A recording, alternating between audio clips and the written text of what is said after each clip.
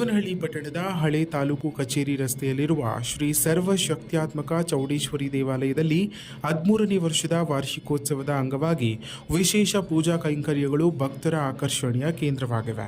ಹೌದು, ದೇವಾಲಯ ಅಭಿವೃದ್ಧಿ ಸಮಿತಿ ಸದಸ್ಯರು ಹಾಗೂ ನಿವೃತ್ತ ತಹಶೀಲ್ದಾರ್ ಪಿ ಗಂಗಾಧರಪ್ಪ ಮಾತನಾಡಿ, ಏಪ್ರಿಲ್ 19ರಂದು ಮತ್ತು 20ರಂದು 2 ದಿನಗಳ ಕಾಲ ಭವ್ಯ ಕಾರ್ಯಕ್ರಮಗಳನ್ನು ಆಯೋಜಿಸಲಾಗಿದೆ ಎಂದು ತಿಳಿಸಿದ್ದಾರೆ.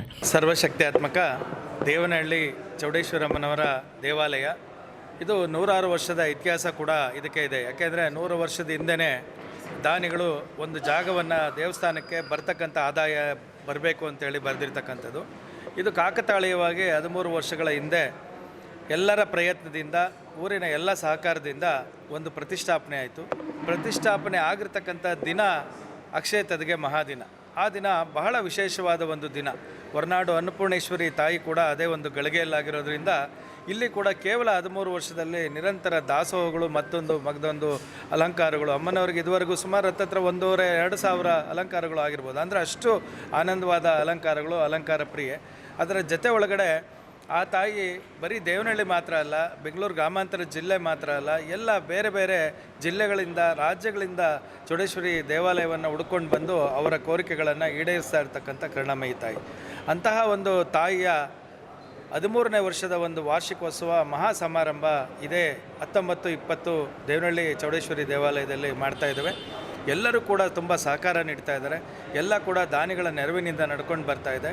ಕಳೆದ ಬಾರಿ ಒಂದು ದೊಡ್ಡ ಹೋಮವನ್ನು ನಾವು ಮಾಡಿಸಿದ್ವಿ.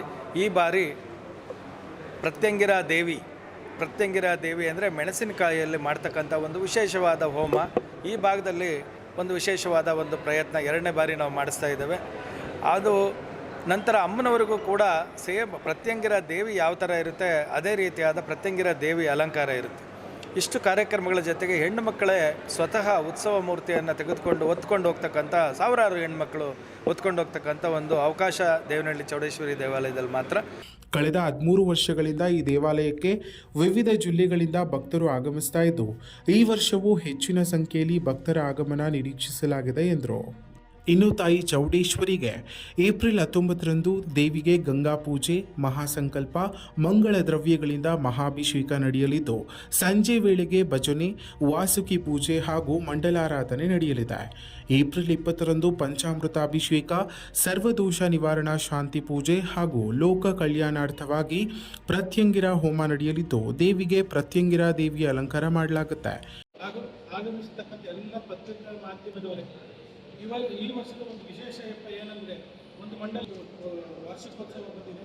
ಇದು ಒಂದು ಪ್ರತಿಗಿರಿ ತುಂಬ ಏನೇ ಕಷ್ಟ ಸುಖಗಳಿಗೂ ಕೂಡ ಇದನ್ನು ಬಗೆಹರಿಸ್ತಾರೆ. ಹಿಂದೆ ಈ ಹೋಮ ಕೂಡ ಮಾಡಿಸ್ತಕ್ಕಂಥ ಸಂದರ್ಭದಲ್ಲಿ ನಾವು ಕಲ್ಯಾಣಾರ್ಥವಾಗಿ ಈ ಪೂಜೆನ ಹೋಮನ ಹಮ್ಮಿಕೊಂಡಿದ್ದೀವಿ. ದಯವಿಟ್ಟು ತಾವೆಲ್ಲ ತಮ್ಮ ಮುಖಾಂತರ ಸಾರ್ವಜನಿಕರಿಗೆ ತಲುಪಲಿ ಅನ್ನೋ ರೀತಿ ಪ್ರಚುರಪಡಿಸಿ ತಾವು ಕೂಡ ಈ ವರ್ಷ ಎಲ್ಲರೂ ಅನಿಸುತ್ತೆ. ನನ್ನ 2 ಮಾತು ಮುಗಿಸ್ತೀನಿ. ನಮಸ್ಕಾರ.